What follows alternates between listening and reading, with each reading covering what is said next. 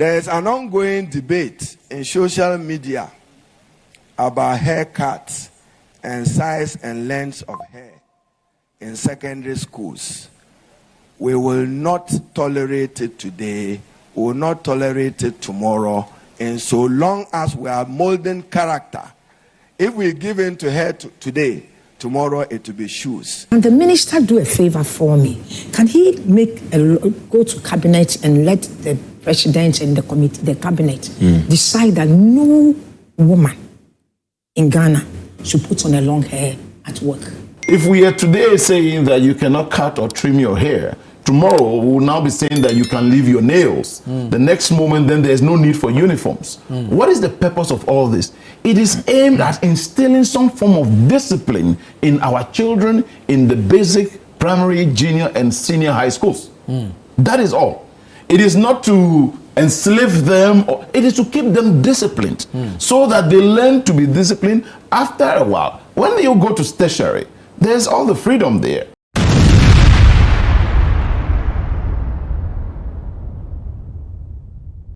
Education Minister Haruna Iddrisu, Papa na ko to fire ma chale, and then your man for respond rough. According to Haruna Iddrisu, the Education Minister, Chese a free narrow wakati Ghana Education Service. Omomane nka school bia o Ghana bia, and a compulsory. So only the local language. Ebe trabo fradi.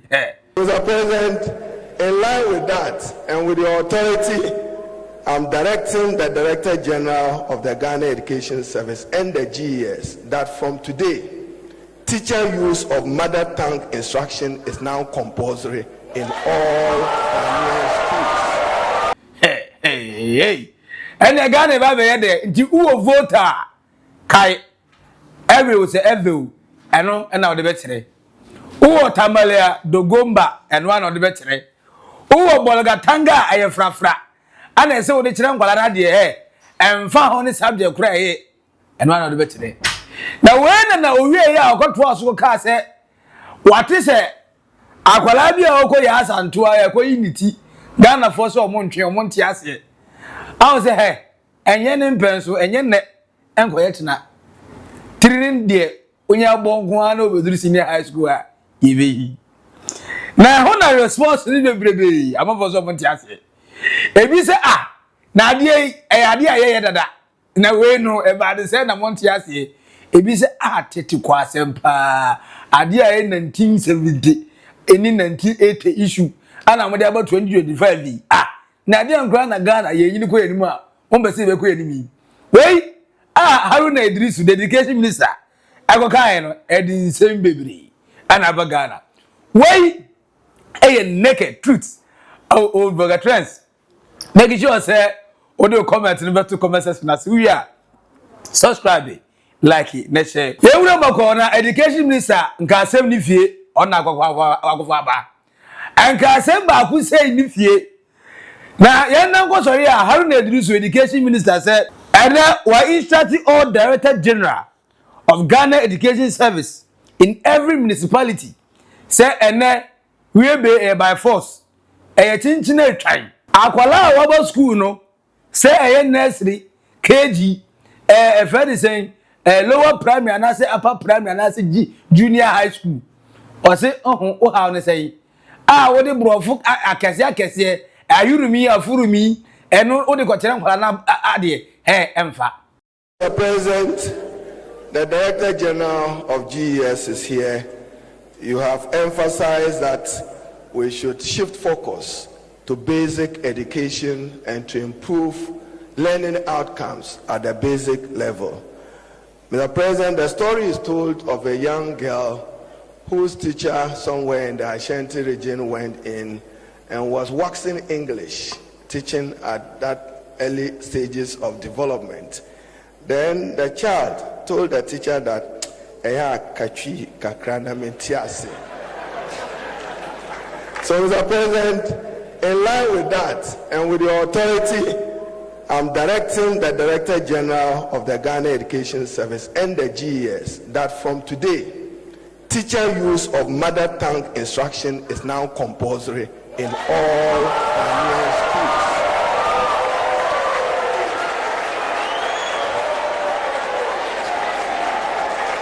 The GS is to ensure strict enforcement of this. That child, that Ghanaian child, was not born into an English family, but a proud Asante Akan family, and deserves to learn. Baby, I do no mama yam prioritize the local language to kakra. Sa akwala na bi so be so sua de na ote ade na se a, o de ne kasa kire na e ka na tirimu ntempa. Enti according to education minister Haruna Iddrisu say, ena abeye mra e wo Ghana. Enti wo ye a friend say headmaster bi, wo ye teacher bi, na o kira ade a enkoye ho tintin atwan. Brofo tintin na wo de brofo ikunkula yi. Ewu a teacher di kura brofo nye. Akwala brofo nye ene ze wa na be kire wa brofo. Ebu ozo teacher di no dictionary mu brofo na woka. De woka ni na masa untihi de obetia ne there is ni baako na ni namu ne saa.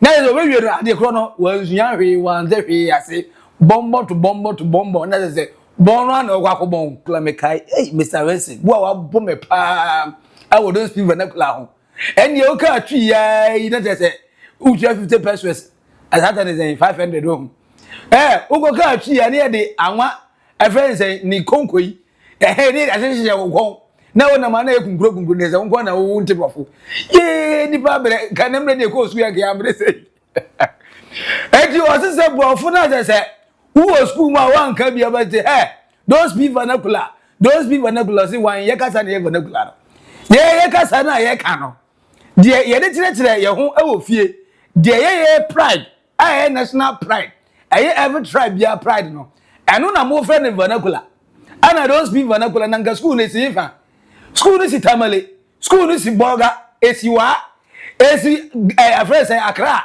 esi kumasi o se man nga vernacular gongo ga den school ni si kumasi bantama no man nkatwi onko ka den school ni wa akra no onka gadan gbe onko ka den education minister say ani ma tende munya David Nerko mupu emra na papa no wie say no de Ghana education and the local language ba be tira de o classroom yes huri so yanimonyam ye huri so yankunimdie efisi afiwe ya afio oye na say de mamu nto aso mamu nka ya afio because I heard the make about mumpe how did this do to aso say oya awofo oye parent now adwene say wo de oba from nursery what boniti saa go say school no on private school and wakwa anti ye hanu no wakwa niti wakwa ko wie akoduru e friend say junior high actually BEC wa pass or go senior high eno de wan fa na go private school de neighbor government o se menye wa adwene say oba na 3 minu omuntwa ometwa. Chairman of the GES Council is here.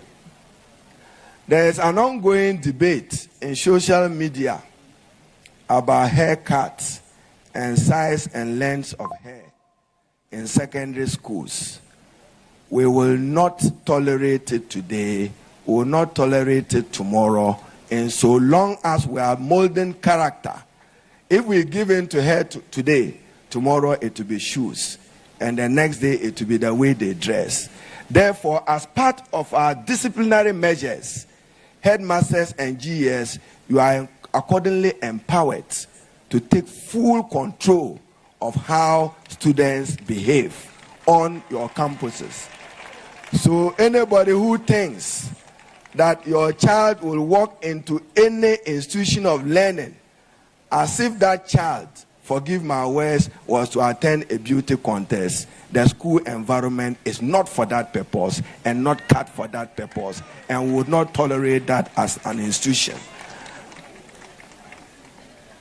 Togbe Chairman, there is a lot of growing indiscipline in our schools, some even with teachers abusing learners. We would not accept that. We would apply heavy sanctions to any teacher who wants to take advantage of a learner. Osi untimi me ya ho long hair ebia memetena ha enwi tin say yenya o na ya manu bebo life e campus uba so besunya de anaso uba so wo life ozinti onti asiese we kura debater Ghana for na tokrodo tese kasa bebebe osi Ghana for enema nketingiti bi ho kasa ho se motam kwa osi ensi tina se akola ba begasi wo boniti odiniti ni eba class am say asim we di asem ba mpa se ya na Tiron friend say Iran maga sa kwa yi na onya senti akwe na so hu ana senti ogeset school be na brante nya ya ateso okwa ye mane nko efiso rasta ma ko court ni na ana ogodi bem ene abrante no or outside the local school ene wonya outside our local school the okon had in at some point no the best student sa as any di meanwhile encourage be stopping from having education because of rasta sa boy now rasta no we school no you're more disciplined, more clean. Actually, a lot of guys are na your mama try omuti amana ko down cut. SS no we no gas mama no. E boys no mo try omuti egu na. E boys na try omuti egu no. Omu na ni we no. But a my dear your man for say yes I be much teacher for ya pe omu too much. Yes I be mo ya kono amate za kwa edwama mosen.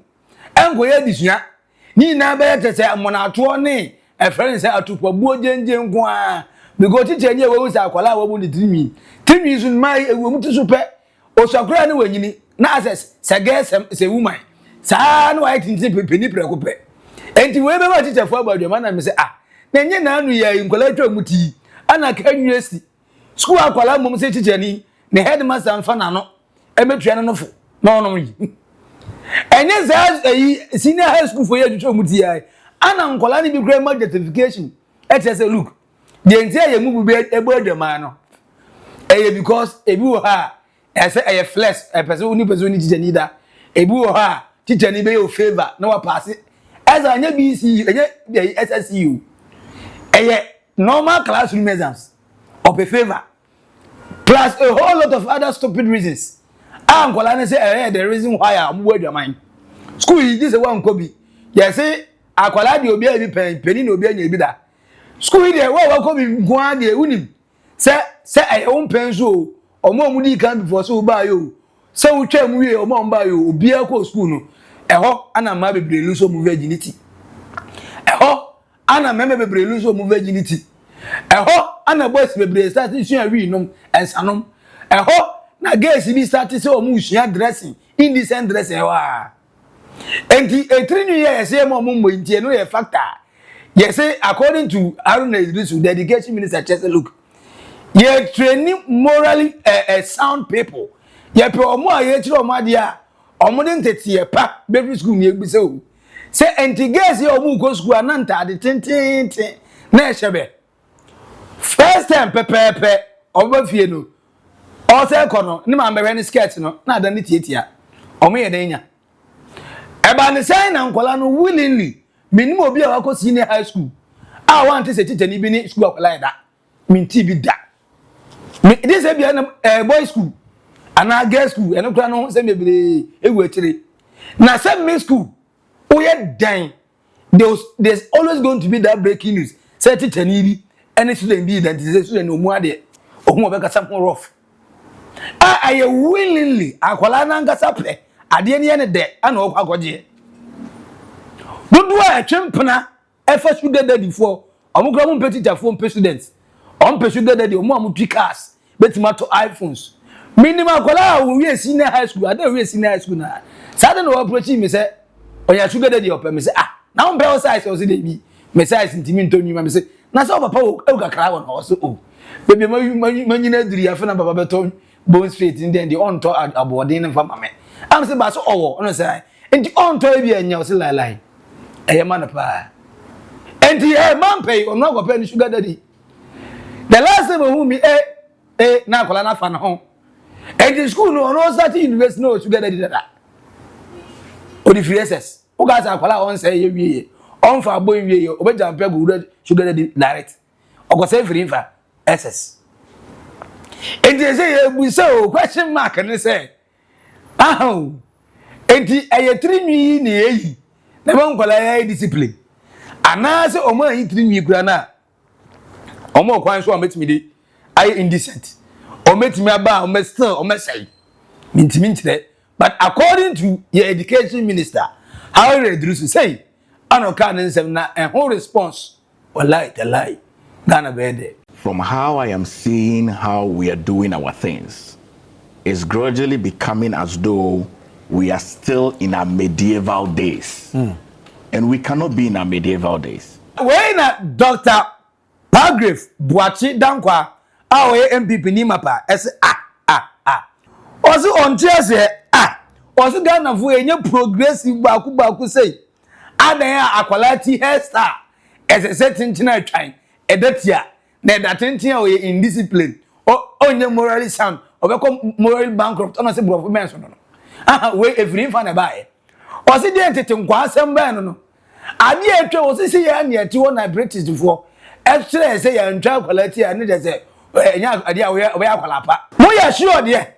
Now, Ghana, Oko pay me a politicians near public servants here. Don't do a hen I hear that. Now, so, Omu Krona can say, Ghana, now, Omanabo. Here, I do buy the cat, come.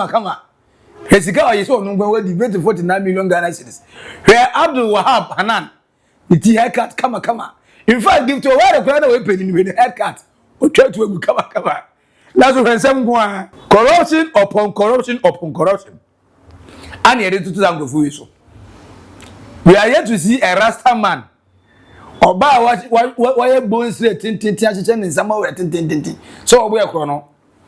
Those we call the decent dressing no omo and a problem in that Dr. Paragraph Buachi Dankwa said that's we you catch too much the beginning na che. From how I am seeing how we are doing our things, it's gradually becoming as though we are still in our medieval days. And we cannot be in our medieval days. I'm a parent. I have 5 children. 4 beautiful ladies, 1 gentleman. So you can imagine, as a young parent, living in Ghana, and the context of the fact that in the next few years, maybe in the next 5 years, my daughter is going to go to senior high school. And she keeps her hair because she goes to an international school. And if I want to continue to keep them in the international school, she can keep her hair. But if I want to bring them to the Ghana Education Service, education, then she would have to cut her hair. Yeah. And of course, I mean, a lot of conversations has gone around the table. We must develop with the growing trends in this country. I listened to Professor Chinrihese, and she said that in the days when she was going to school, if you had sandals and one did not have sandals, you were told that you should remove your sandal so that you can walk barefooted. And it was a conversation of equity and equality, so that all of us can be the same. But the generations have come on, where clearly we have seen that we can all not be equal. And maybe we've not studied it empirically well, because in the days when we were going to school, there was no advance of social media. In the days when we were going to school, we went to schools that we might not have liked, and we might have cried, and so those emotions were not shown out there. We rebelled strongly against the educational system. Our grades were bad because we didn't like the school. We didn't study it much. But now we are gradually seeing that there is some studies that must be done. Obviously, there is no correlation with character formation with cutting of hair. And it's troubling to see that in the 21st century, we continue to have this. About 2 weeks ago, this semester I'm teaching corporate governance. I brought in the lawyer of Tyrone Magai. Oh, okay. Yes, Gawuga. I brought him to the campus to come and give us a context of corporate governance and how that corporate governance principle affected Tyrone. because in the days of the conversation of Tyrone Magai's case, it was clearly a corporate governance issue that Achimota says this should not be allowed. And I read the post that Tyrone put up last week. And I would like to re-emphasize it. And he said, there is a beautiful caution from the house I live in, which says that keeping your hair can and will impair your learning, force you against authorities, and influence you into hard drugs till you fail. I kept my hair, and obviously it failed me miserably. I remember scoring all Fs on my final exam. Now I'm homeless, uneducated, and incredibly useless. Please cut your hair before getting an education. Be different. Society cannot be judged under one lens, for it is not a single entity. It may look like we are chasing a valuable concept, uniformity, by forcing all students to keep a low cut. But what has uniformity got to do with equality? Rome wasn't built in a day, and I'm hoping someday we'll lay the first bricks. You can tell the sarcasm and the irony in there. But now, wait, another presidential candidate, Dima CPP, Nana Akosia from Poma, say, can the minister go to cabinet and have the president and cabinet decide that no woman in Ghana should wear long hair in a workplace? Hey. Minister, can the minister do a favor for me? Can he go to cabinet and let the president and the cabinet decide that no woman in Ghana should put on a long hair at work? You see all the long hair? They should cut it. They should abandon it. They should make it unlawful. Then I would love them, because we'll be forced to use our hair. And when we are or cover it like this African way, when we are forced to use our hair, then we'll come to realize that the girl there must learn to braid her hair. And braiding is part of life. Lifestyle, your everyday, when you wake up, planning and organizing your life, it's all part of learning. And you need to be given opportunity to learn that. Yes, and the fact that the girl will immediately after school continue the lifestyle of having to braid her hair or keep her hair. Now they all want it natural. They should not cut the hair. They should let their children grow with confidence. According to Nagosia from Poma, I say, Haruna Iddrisu, or your vim, or your show. So, Betty Marco, I go pay more president than him. Any cabinet ministers in him. No, I catch you myself when I'm near him. I have been semantical. Now, when you to say, a free narrow crow. Obi o ye djuma Ghana office bi anigu aso onye 3 minutes tenti ubeti kasa asem no ultimi kasa asem na dey tin obe kasa asem na school nkola no na school nkola ewie school na omu gwa ko ye djuma 3 minutes tenti ya bonsreti ne de ya musu hu se mo pese o mbe sei eno ana o mbe se endi se djuma fo beti ma che nko ade a rather mo nse nkola no kwa mo be so keep o mo self clean even with the hair instead of say mo ga just o mu ntwa, because any define or the disciplinary conduct or say, oh, there be. Baby, again, I do the any guys as Sandy Manoso. Now, Nina, call a firebird in Ano. Eh, ya. Oh, any. Ni 3 years, yes, so. I shall say them social media. ABC AI. ABC AI enhance and they enhance video. No, they are doing so. Baby, I see they go. Yeah. Where the Angoye Rastaman, Tyrone. Eran magad yeni bi o debi we dey bi eboko yen go we na dey say enyo no nko a na kiat o wini talented case na we ma won say onyini timpenifo na ya mbo ne DM and I love you, you look sweet, you then dey say monto mbo asimi da so sa na ampa na ampa akwala mi hu na che o da so ampa na ohia ne body isu de body atamu body adamu ana wose je ni timi nti wona automatically amana epani nti wan hwe ya obega so onye 14 15 vo bia obega so wadu 19 ni 20 na eno ana ono oko senior high awo infant pin senior high school awurade nyankopon wayi ni timi na odi anije ana eyi na no osere no wie no ana Ghana Education Service when money is the destroy imam we when Ghana Education Service here our schools mu. Was it na get the trinity come or look nice and decent and discipline. Way na ya na anya ba ku ya ye trinity na osu ma te said ye spoil brat. O say ha ye mesuso so ha. Ye mesuso so na san kwala nwi. Ana ma na Ghana fu adwa bruta. Ena ma de Haruna Iddrisu the education minister. Ese ubesu esu ma na be ni moja. Upe gosoro eba from kra na trinity no on school. Now when leader forces say hey. And yeah, as mo no monte. Na mo country education minister say me hodwire me. Leader forces say the obsession we have with morality will make more sense if it actually match where we are as a country. I could respect people's staunch desire to hold on to certain rules, even if I didn't agree. If I could see that somehow those rules were helping our growth and development, but how do we cling so tightly to morality in a place where students are being raped by teachers, politicians are corrupt, and the country is still lagging behind? If all our moral posturing truly reflected progress, maybe we would understand the resistance to change. Funny, almost.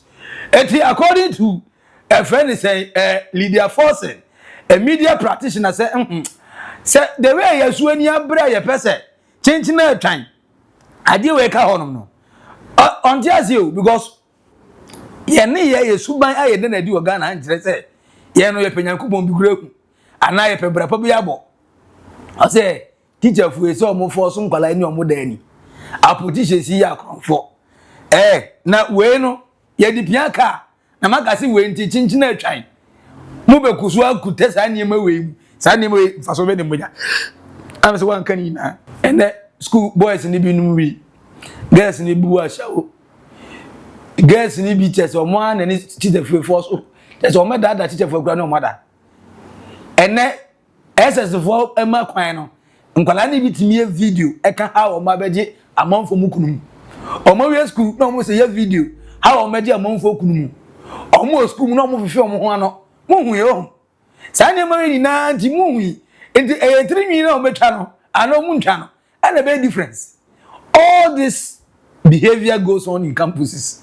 We know, we see, we witness some all the time. In the other news of Indian the force, it was the power marry mu. Deputy Chief Executive Officer at the Forestry Commission, Elekim Kotoko, say hairstyle rules are simple to keep students in check. Into you on the end the OGD mappa said the Education Minister Haruna Iddrisu can correct to. I idea any can say a higher home crowd doga or say hairstyle na ye cast change na try and colliding channel. A baby woman collabing goyena home it's a girl, a woman. I said, oh no, when you know, so you need a man goye mo being sexualizing no. And we inquire on any bakoda. No baby and one say be a gobana colana or the yens of school. So goes we had the above funeral or the colana by Passy baby. As this animal in the see. Or this a one who complain say, and then a guzua is you. Sandy man guzua is significant. Or sent imagine. Says any as I'm no anywhere. A bear west into two or no dear. The right thing and the Ghana Education Service, the Minister of Education, among this direction about direction where Ghana for you to know Tombase. They come up. I find absolutely nothing wrong with children having to be put in the right way of discipline at this age. I am rather shocked at any person or persons who suddenly, out of the blue, want to all of a sudden champion a certain goal of right, left or wrong, and democracy, and pardon my French, but all that nonsense. We have all been to school, haven't we? Indeed. Even when we were in primary schools, you were told where to cut your short up to. It doesn't have to go below the knee level, your dress, your nails. Look, I mean, let's stop this nonsense. And I am very passionate about things of this nature. If we are today saying that you cannot cut or trim your hair, tomorrow we will now be saying that you can leave your nails. The next moment, then there's no need for uniforms. What is the purpose of all this? It is aimed at instilling some form of discipline in our children in the basic, primary, junior, and senior high schools. That is all. It is not to enslave them, or it is to keep them disciplined so that they learn to be disciplined after a while. When you go to tertiary, there's all the freedom there. My daughter, Tonam, also had her hair, her natural hair as well. And she was always like, oh, she won't cut this hair. And I kept laughing always because I felt she didn't know that when the time comes, she was But you knew this. Yes. So, at the point, I had to again talk to her that, look, when it gets to this level, this is what has to happen. Then she was requesting that then she wants to go to a school where she'll be. But I had to rather explain to her that, look, it is not for anything. It is to ensure and instill discipline. Yeah. I mean, it is not today that this is being instituted. It has been there long ago. So where from the proponents of free head suddenly, where are they coming from? And some are saying that, in fact, I don't know how true it is. I would have addressed it appropriately. I learned Rasmubarak was asking the minister what long hair has got to do. But the point is that, how are they going to even maintain these hairs in school? Because some of them have permed, I don't know how they call the various things, I only know of permit. And all of that, they use these chemicals, they go to a hairdressing salon. So every week or two, how will the children do that? They have to go or spend time sit with their colleagues to be trimming their hair and all of that. When you could just barber your hair, which is the simplest form of keeping your hair very neat. And I find it very worrying if this is also becoming a topical issue for us to be debating. It has no locus anywhere in our education. We know where we have come from. The purpose of secondary education, or from basic education to secondary education, is not only to give you that awareness, but it is also to make you very disciplined. So any parent who is losing sight of the fact that the purpose of education is to keep you disciplined, especially at the basic, junior and senior high levels, is losing grounds. Now, on the language, I say and the local dialect, and I bet them kwalade our school mu. Na sa I did say about veteran.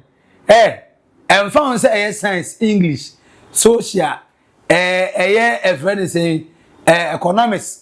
Course will be at TBI, yes, Fachi, and local language, Fra, Dogomba, Kusas, Kasnan and Kana, Wala, the Gati, a phrase, Asantichi, Bunu, just and one is a fatty, what I say.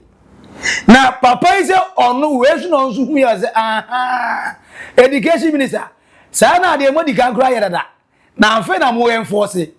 Ose ni ma more class 1 echo school by the homework by ya science and no more na ya ka tire omonjure science your friend say kwadu ni twini enfanto book na say friend say dash na say na on answer question no kube su e ho onjure kube nu twini on say wey science ya ko tire nkola science na science yeah, the echo answer. I say what? What do you mean? Or see where party or no they lie on tears and send it. Baby, I don't tears. I just saw the Obako. A friend saying, GIS, $100. Or had your moon fire syllabus and will be waiting to call. Now, pass Obako baby Ghana Education Service and sat down or no, unregulated no. Education Minister Haruna Iddrisu say umpo, and then a compulsory by force. A teaching a time, I grow as we trying. No living, no laba, umpo, with the local dialect and local language. And a channel did Papa, just relax. This is my daughter's science book. She's in grade 1, primary 1. And this is the Dawn series. And these are the authors. William Asafo, Apenti, PhD. Don Simon Kwashi, Atipo, MSc. Science book. Look at the question in the science book. And it says that this is National Council for Curriculum and Assessment approved standard basic curriculum of the Ghana Education Service. Omo curriculum. Now a question omo busa science book. Question omo busa omo. Topic no. Substrand 1.1. Living and non-living things. Living and non-living things. Color the plants in the picture below. This And then that. Question 2. Science book, science workbook. What is the name of plant A in your local language? What is the name of plant B in your local language? How does this question link to science? How does these questions link to science? Kaka ben pa na sa questions any science wo. Authors na mutri book no. Munye very creative. Among one kora. Put a few things together. Put one and two together, and then be creative. No more practical things. Between parents, practical things. The project number school. Every bomb. Now we need it. I'm already school that into way pa. I didn't pan any science. Check my pan as questions any science. Now, according to Nana Tufo on the breakfast daily, now, Bravo also said, Mokwenya miani said in local dialect, papa. Also, teaching today in local language is a step in the right direction. They learn faster and understand better when taught in languages they speak at home. Eti, now they say, at the end, it will come to stay. Teaching students in a local language, they say, The minister did mention and direct that local languages be used from the kindergarten to the primary level. I think it's a laudable idea, if you ask me. Research will tell you that children learn faster in languages they are conversant with. All right? So the learning outcomes will improve if the mode of teaching or level or mode of impartation of the knowledge is done in a language that the children are conversant with. All right? If it's Ga that is spoken at home and the child goes to school and is taught in that same Ga language, the child is able to grasp that faster and easier. All right? It's not now that they are going to, if like transition from Ga to English, it becomes a bit of a challenge for that child. And so, I mean, if you take Ever, same, all right? Hausa, same. It works easier for the child. And there's, of course, data to show, there's research to show. You can just look it up. You get it. So I think it's a very solid directive.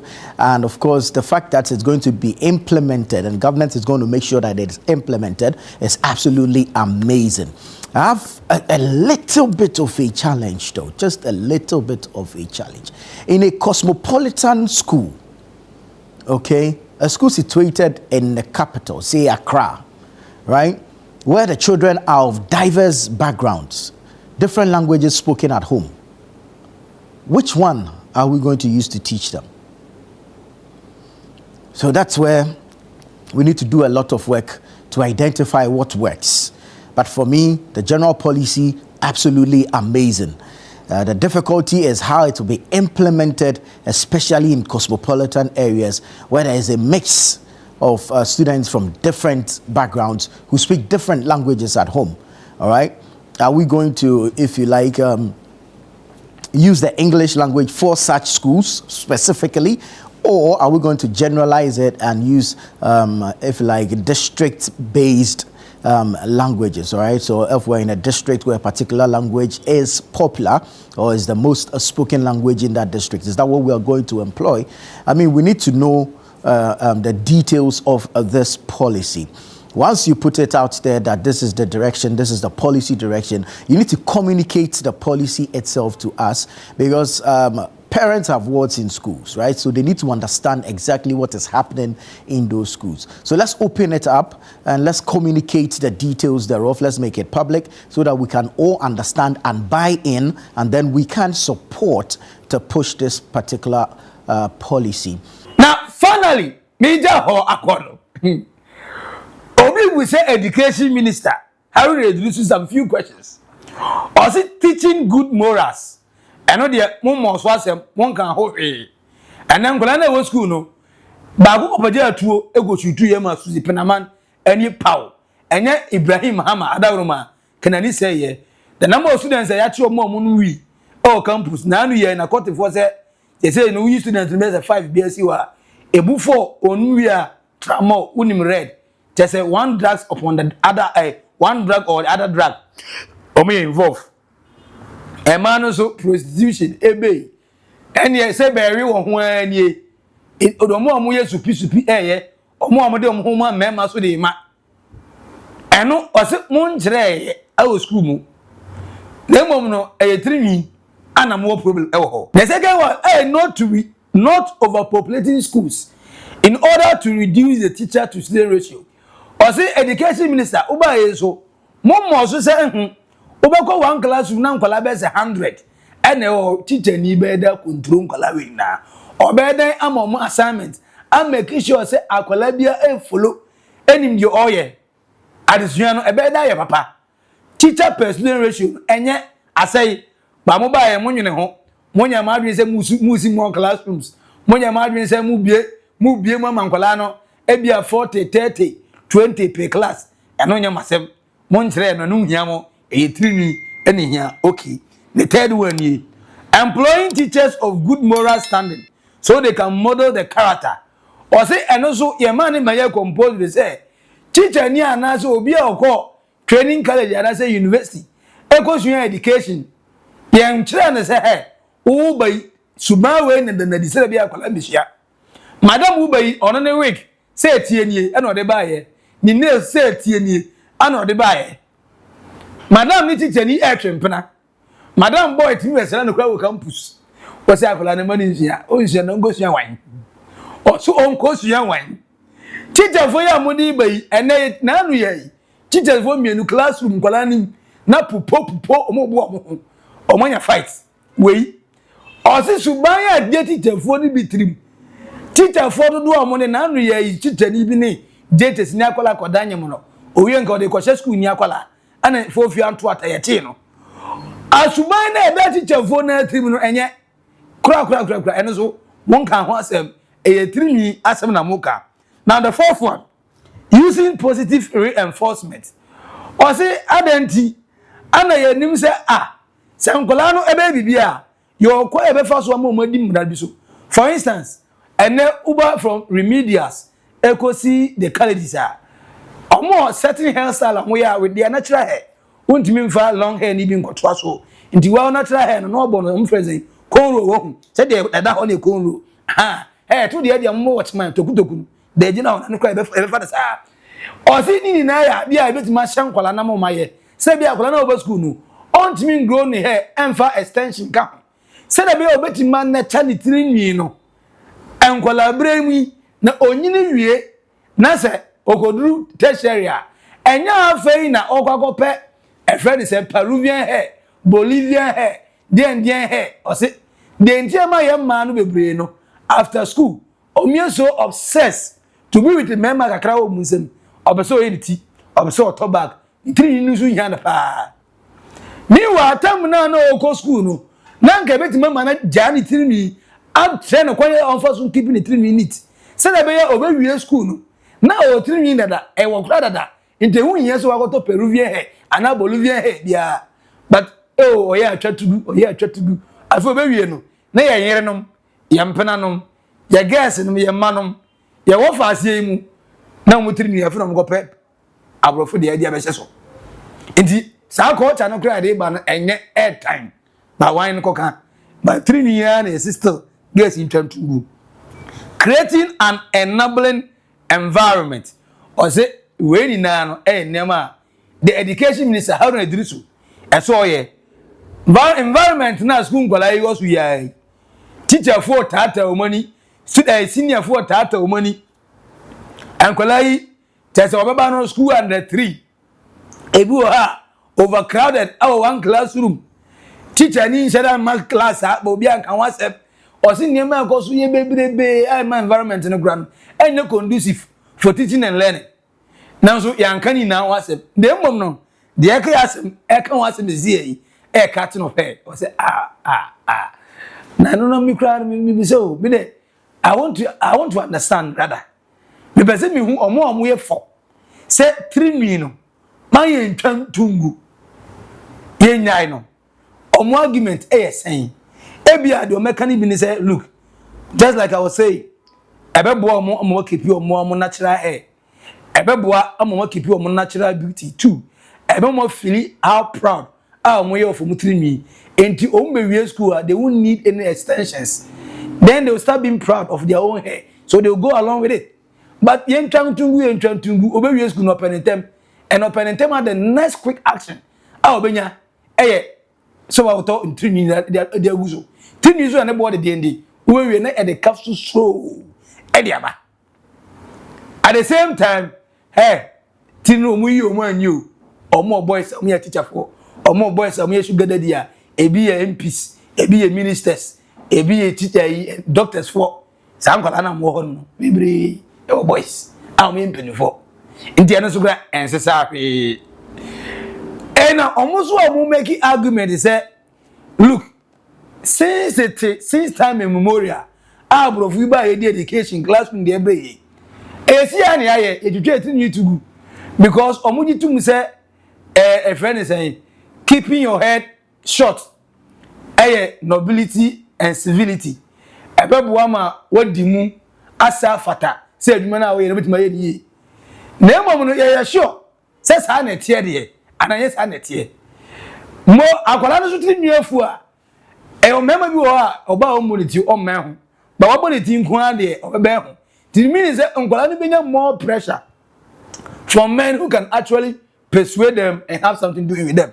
And at that age, yes, there's a good say, I'm not below 18.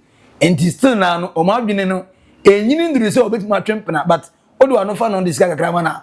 Obey, obey, by the end of the day, what has no? What in that from be and I'm manipulating a jano. And you obia or argument or make it. But I want to know the right argument. I didn't know more to me. When you are better, and I'm more better to nature because money is the question. No, most of them for reason. And Kaunina, one for two comment section. I say, and again, is it a good news? Say your local dialect and a local language. I bet you Unkaladi.